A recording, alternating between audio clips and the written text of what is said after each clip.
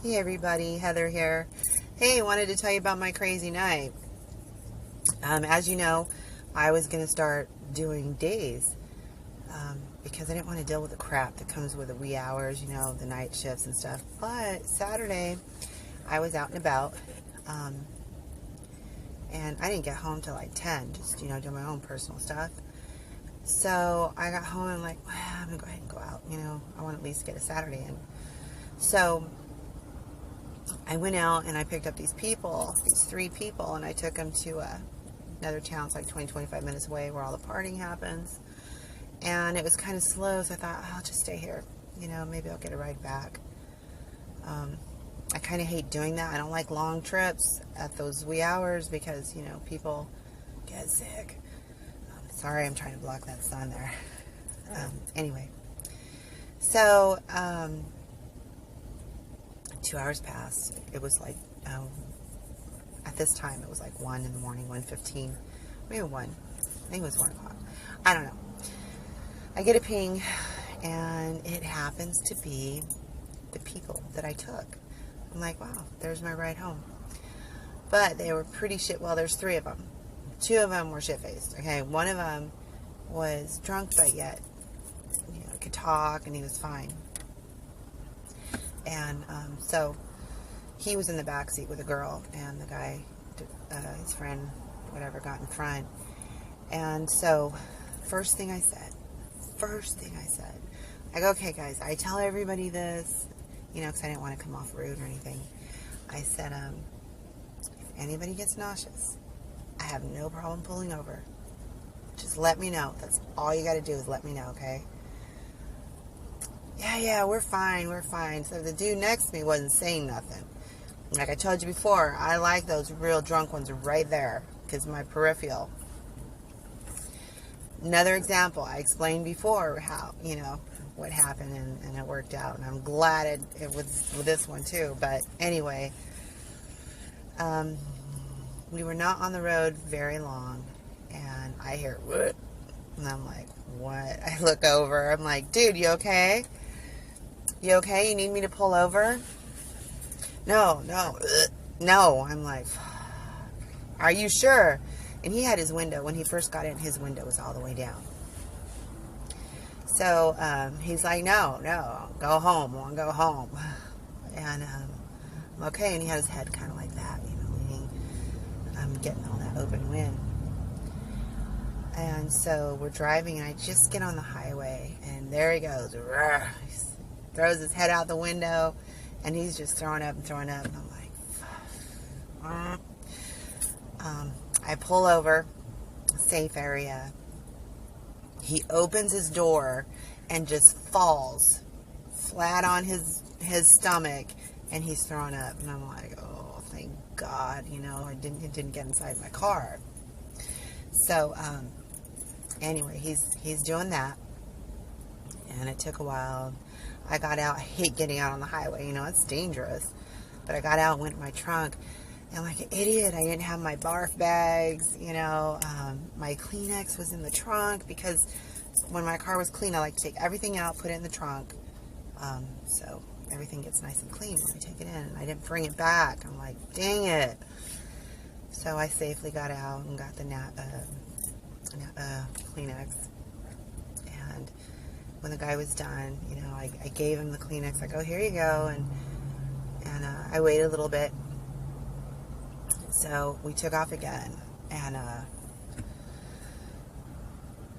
he started throwing up again, but it was just not as much as the first one. And he did it a few times. I'm like, okay, you need me to pull over? And he's like, no.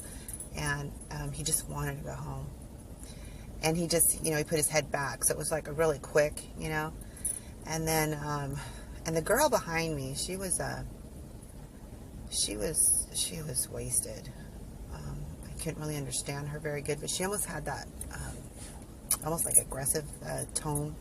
But the guy that was with her, that wasn't as wasted, kept her cool, and she ended up passing out. And he was really nice. We had great conversation. And he was very apologetic, about what was going on.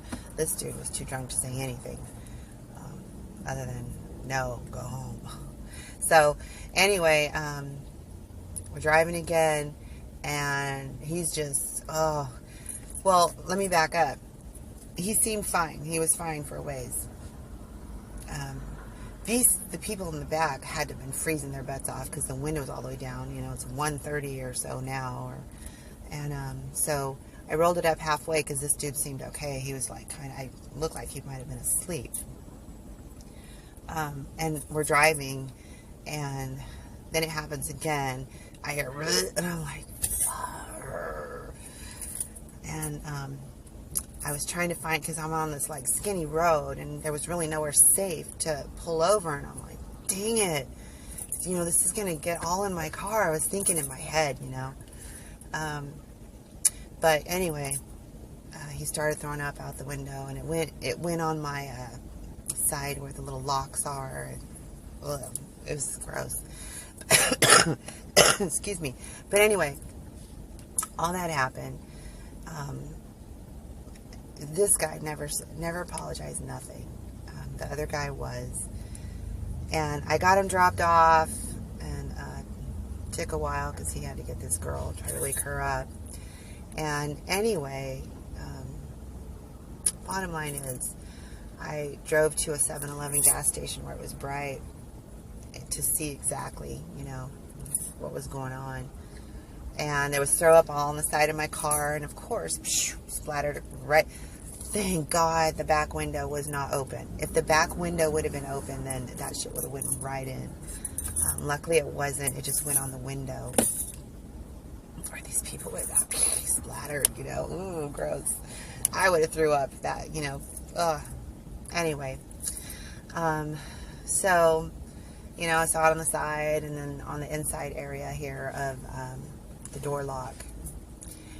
So I took pictures and stuff, and I got home, and I sent Uber an email. And, okay, and I didn't tell you this part. While this is all going on, I had requests, you know, queuing me up. I had to freaking just watch it go. You know, I couldn't take it. The dude's throwing up in my car. Second one, I absolutely couldn't take. I didn't know what kind of shit was, you know, where the throw up all was or nothing. So I had to let those go. And my acceptance rate dropped. I had 100%. It went down to 89. Yeah, 88, 89. It went down. And that pissed me off. And I was pissed off too. I didn't tell them. I was very polite and I said, hey, shit happens. You know, people get sick. Kind of goes with the job, right? So I didn't, you know, let them know. Inside, I was really pissed because I'm like, dude, you know, I told you. In my mind, I'm thinking this, dude, I told you guys, if anybody gets nauseous, just let me know. I'll pull over. You know, it's very simple. You know you're going to throw up. You know it's going to happen. Pull over. Anyway, and this trip, you know, this is like 20, 25-minute trip, right? Like when I took him there, it was maybe 22 minutes. Took us 40 minutes to get home. 40 minutes. It was a $30 trip because all the stopping, you know. Anyway, so I sent Uber the pictures, and I told him, I go, hey, the dude threw up in my car.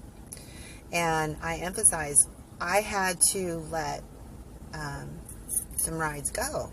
And now my acceptance rate's down. I said I had to let him go because the dude was throwing up in my car, and I couldn't take any more rides. And I was done for the night. So, literally 5 minutes. It was really fast, really fast. I get a response from Uber. So, anyway, again, back to Uber. It was so fast, 5 minutes or so. Bam, I get a message. We have resolved your issue.